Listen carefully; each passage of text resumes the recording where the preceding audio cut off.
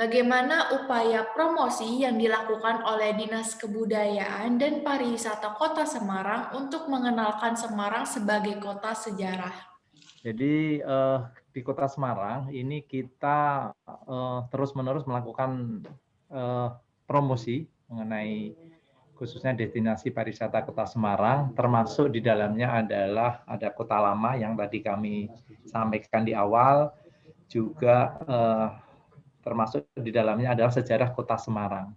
Jadi di tahun 2020 lalu kami gencar melakukan promosi melalui media sosial dan juga tadi kami sampaikan membuat aplikasi Smart Tourism yaitu Lunpia. Juga ada aplikasi juga berbasis web yaitu Sipari, Sistem Informasi Pariwisata. Nah itu di dalamnya kita bisa dapatkan informasi-informasi pariwisata Kota Semarang, termasuk sejarah Kota Semarang dan juga kawasan Kota Lama yang ada di Kota Semarang. Itu Mbak Cynthia, upaya kami untuk mempromosikan di era pandemi ini. Lebih banyak ke media sosial dan web, ya, lebih banyak online begitu. Sebagai seorang content creator sekaligus owner dari Ayanas Gedong Songo, bagaimana nih Pak Bintang Kusnanto mengangkat keindahan Ayanas Gedong Songo di dalam sebuah konten untuk dipromosikan dan dikenalkan kepada publik? Jadi memang sejak awal kawasan Gedong Songo itu sangat indah, sejuk dan betul-betul alamiah gitu ya.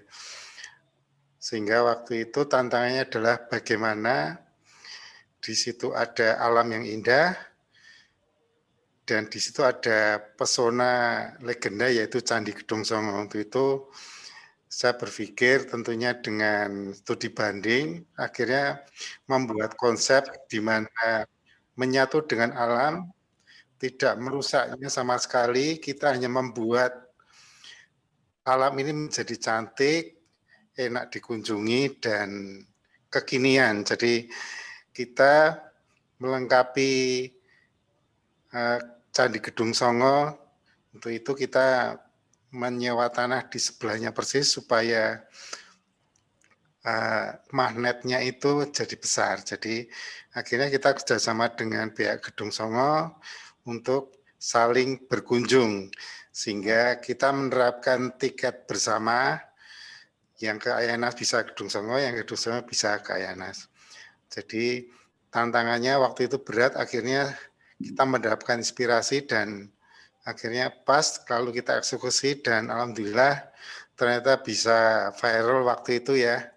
Dan semoga masih hit sampai sekarang. Jadi kami juga dengan berkolaborasi dengan pihak yang terdekat yaitu Celosia untuk saling memasarkan. Jadi kita merasa waktu itu walaupun di situ sudah ada Celosia, justru dalam bisnis wisata ini tidak ada kompetisi. Ya, menurut saya yang ada adalah kolaborasi. Ya, orang itu kalau bahasa Jawa bilang ngeratani ya Pak Kun ya.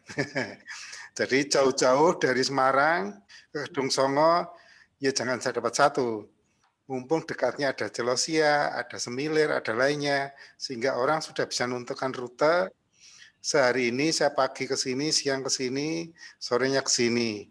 Jadi kita selalu mendorong sebetulnya untuk di kawasan Gedong Songo itu juga tumbuh wisata-wisata baru supaya Apa saja nih program baru atau cara yang dilakukan oleh tim pengelola Taman Bunga Celosia untuk mengajak wisatawan kembali datang ke Taman Bunga Celosia di masa normal baru ini? Banyak program yang kami tawarkan dan selalu bersinergi dengan para pelaku pariwisata mulai dari destinasi pariwisata di sekitar kita, kemudian dengan oleh-oleh, pusat oleh-oleh dan lain sebagainya.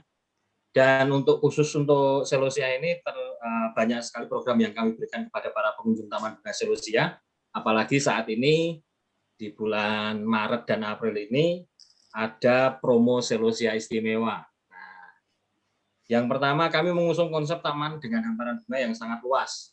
Dan ini merupakan taman ya dengan hamparan bunga terluas yang ada di Jawa Tengah dengan ratusan ribu tanaman di dalamnya. Didukung dengan hawa sejuk dan pemandangan yang sangat indah sekali, termasuk karena kita satu jalur dengan Pak Bintang ini ya.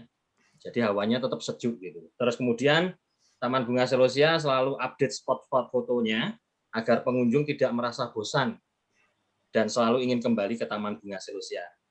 Kemudian banyak sekali penawaran-penawaran, diantaranya untuk biro agen perjalanan atau travel agent akan mendapatkan diskon 20% dengan ketentuan membawa rombongan minimal 20 pack.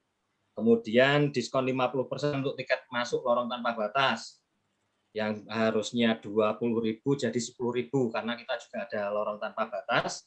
Kemudian setiap pembelian 3 tiket maka akan mendapatkan 1 voucher tiket masuk lorong tanpa batas. Karena ini andalan kami ada hamparan bunga dan juga lorong tanpa batas.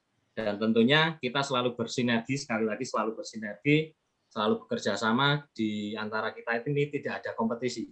Karena antara Taman Bunga Selosia, Dusun Semilir, kemudian Ayanas, juga objek wisata lain, ini selalu berkesinambungan, saling membutuhkan. Ya kan? Istilahnya kalau orang pacaran itu kalau kita sama Pak Bintang kok kurek, ya nantinya jadi baik kan gitu. Benar kan Pak Bintang ya? Ya, betul Pak. Bagaimana upaya tim pengelola Dusun Semilir untuk turut serta dalam pelestarian lingkungan? Dari mulai pengolahan limbah segala macam memang kita sudah pikirkan ya dari awal pembangunan. Kemudian di Dusun Semilir sendiri kan termasuk wilayah yang cukup subur sebenarnya. Di sini banyak banget jenis-jenis tanaman yang memang kita tanam selain untuk memberi apa namanya tempat berteduh untuk pengunjung, ini juga salah satu effort Dusun Semilir untuk melestarikan alam. Untuk saat ini memang mungkin belum semuanya tumbuh ya, karena kan kami baru berjalan kurang lebih 2 tahun, masih proses semuanya. Cuman salah satu tujuannya adalah untuk menjaga kelestarian alam. Seperti itu sih kurang lebih. Nah, untuk lingkungan sendiri, dalam menjaga kelestarian lingkungan, terutama untuk sekitaran daerah ini ya, daerah yang dekat dengan Dusun sendiri, yaitu di Dusun Ngemplak, itu kita memikirkan mulai dari hal terkecil ya, kayak apa namanya, kayak aliran air, terus nanti untuk sumber airnya juga biar nggak mengganggu flow yang untuk warga, kurang lebih sih seperti itu. Ini kan kita bertanya nih untuk aplikasi yang smart tourism yang tadi saya sebutkan nih, saya penasaran nih. Apakah sudah bisa digunakan untuk seluruh masyarakat dan isi aplikasinya ini apa hanya untuk rekomendasi tempat wisata? Jadi memang aplikasi Lunpia ini dibuat sebagai jawaban untuk bagaimana orang yang datang ke Kota Semarang itu hanya dengan satu aplikasi ini mereka bisa mengunjungi khususnya tempat wisata di Kota Semarang dan juga dari daya dukungnya, transportasinya, kemudian juga menginapnya itu di mana dan lain sebagainya itu ada di sana semua, Mbak. Dan mulai sekarang sudah bisa diunduh ya di Google Play dan App Store, dan itu nanti dari sana akan dipandu apa yang diinginkan.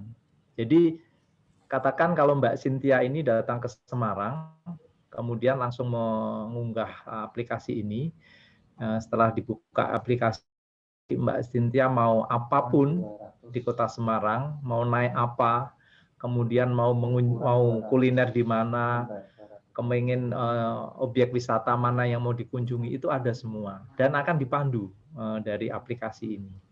Dan memang ini belum sempurna, Mbak. Jadi memang ini kita melakukan penyempurnaan baik itu konten maupun tambahan ya, fitur-fitur yang ada di dalamnya, sehingga nanti ini betul-betul menjadi smart tourism ya, yang bisa kita pakai untuk wisata di Kota Semarang. Begitu Mbak Cynthia.